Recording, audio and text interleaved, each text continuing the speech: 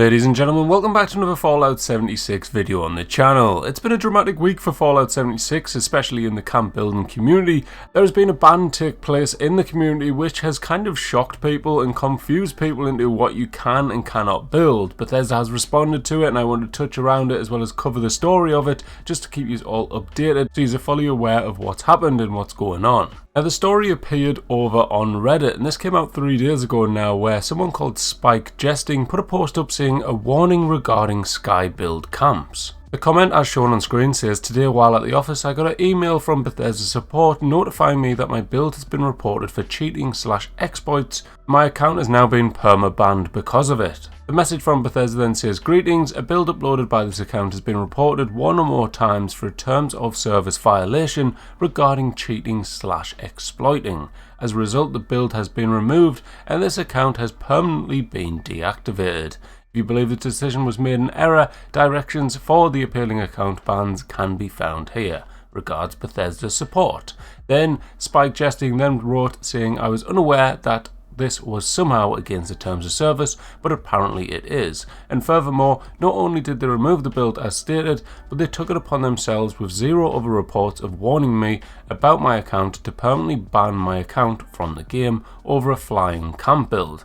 Obviously, I responded and appealed, but the hundreds of dollars spent on the account in atoms and over 1,200 hours of gameplay, I'm genuinely vexed at how this came to this. Given the dozens of other Sky camps I've seen over time, anyone else heard anything like this happening? Now, as people that may have watched the channel for quite some time, I have been sharing camp builds for years now. I did stop doing it, but I used to do a top 5 camp build, and I used to be really big in the camp building community for doing this and sharing everyone's builds and stuff. And I showed probably hundreds of flying camp builds over the years of me covering the top 5 camp builds, and never once have I ever heard of anyone actually getting banned from them. The only bans I ever really heard was people who was exploiting camp budget kind of glitches where they had like hundreds and hundreds of percent higher than the camp build, where they should not have had that, and that was causing like server issues, which fair enough, that actually is in the terms of service, and that's why then people got banned. Now in the Fallout 76 EULA, this is basically the list of all the things that you're not allowed to do linking with Fallout 76 or you may get banned, and this is the long list of them right here. This is all the main ones, like from A down to R, and none of them specifically mention anything about floating camps. They're all very kind of brief in a sense. Some just say, like this one for example, modify or cause to be modified any files that are part of the game client in any way not expressly authorized by ZeniMax. There is one just up here at E which says exploit the game or any of its parts, including without limitation the game client, for any commercial purpose, so that is out of the question for this one. However, you could potentially argue maybe they exploited the game of its parts where they've glitched to make these camps happen, but I don't think it's really that much of a big deal, and I don't think people should be getting banned for this because it's not harming anyone. Now off the back of this, 2 days ago now, late at night on the 14th of January, Rich posted in the Fallout 76 Discord, or the Bethesda Discord, in the 76 announcements, saying, "Howdy Fallout 76 news. We've seen that there's been a lot of discussion around floating camps in the community today, so we wanted to take a moment to clarify our stance. We want to reassure builders that floating camps are okay to build and we love seeing them. We've highlighted a lot of them in our various camp showcase pieces over the years, and it's not our intention to take action on camps based on how they are built, as long as they're not harming other players' gameplay, in brackets, blocking events or access to NPCs, creating issues or breaking general terms of service."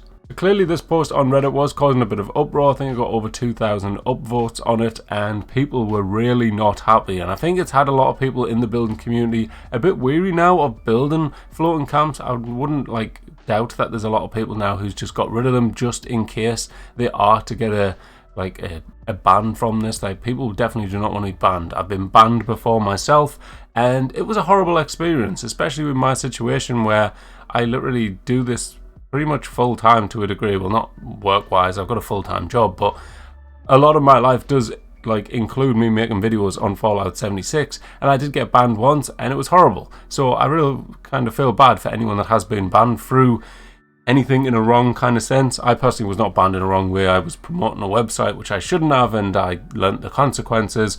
Fortunately, I spoke with Bethesda over the phone. We got it all sorted. I cancelled the sponsorship. We sorted it all out, and it was okay. Now, fortunately, I did do some digging on Reddit, and this lucky person has managed to get out of their ban as well, which is really good, and I'm actually really happy for them. They posted literally just one day ago now, so literally yesterday, as of the day this video will be getting posted, and they've updated us saying that the appeal was successful. The message from Bethesda says, "Greetings, following a thorough investigation, we have now reactivated your Bethesda account, and you can now log back in. Thank you for your patience and cooperation throughout the process. Regards, Bethesda support." Now, he does not say, as far as I'm aware, whether or not he still has the camp. Spike Jessen, if you ever do watch this video, please comment, let us know. But yeah, I hope he does get the camp back, or she gets the camp back, because it would be even worse if he still loses it as well. That would be very, very disappointing for the player. Overall though, I feel like this is another kind of mess up by Bethesda. Although it might not have been done purposefully, it could very well have just been done by a computer system. They've seen that this person's had reports and they've just went with a ban kind of blindly, rather than a worker at Bethesda actually properly looking into it. I'm not sure how it all works behind the scenes, so we can't jump to too many conclusions. It could very well have been a mistake on their side, hence why they've come out and said this. Or, on the flip of the other side of the coin, it could very well have not been the case, and they could have been banned for this, and then all of the uproar caused by it, they've then had to go back against their decision. I'm not sure. Let me know what you think about that down in the comments. Is it Bethesda's fault? Is it a computer fault? I really don't know, but I'm interested to see what the majority of you guys think down in the comments below. Now, in other news for Fallout 76 this week, there isn't too much going on. It's the 16th of January right now, which means we're going to be getting the Caps Aplenty event coming live in the game. It will be live for 4 days up until January the 20th, and basically what this event will be is you can go to any vendor in the game and gain twice the amount of caps that you normally can from selling items. So it should shoot up to 2,800 caps per day rather than 1,400. So if you're in need of caps, now may be the time to make use of it and get those caps built up. I don't really have too much other things to say or add in this video, but keep an eye on the channel for more Fallout 76 news coming up over the next week or so.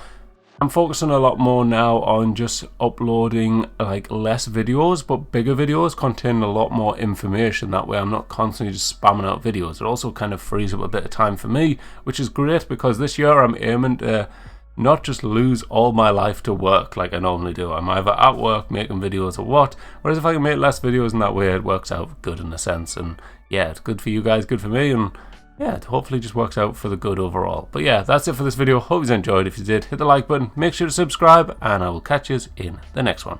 Bye bye.